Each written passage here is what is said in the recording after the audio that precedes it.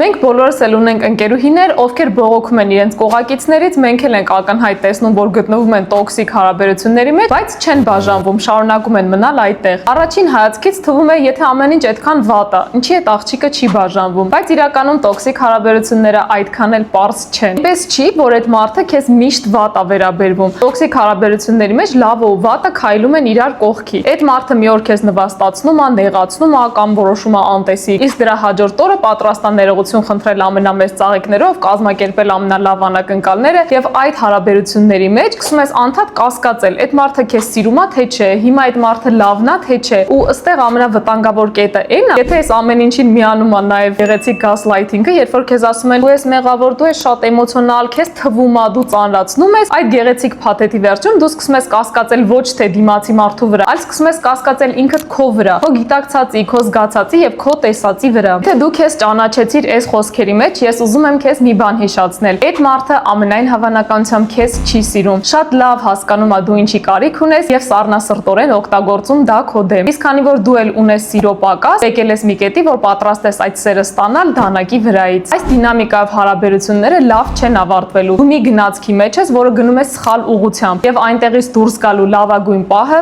հենց հիմա է։ Ես ուզում եմ քեզ հիշեցնեմ, որ բոլոր խնդիրները հաղթահարելի են ու դու արժանի ես լինել այնպիսի հարաբերություններում, որտեղ խաղաղությունը, ապահովության զգացումը մշտական են, որտեղ քեզ չեն կործանում եւ որտեղ դու կարողանում ես ծաղկել օր օրի։ Ուղարկիր այս հոլովակը այն ընկերուհուդ, ով այս խոսքերի կարիք ունի։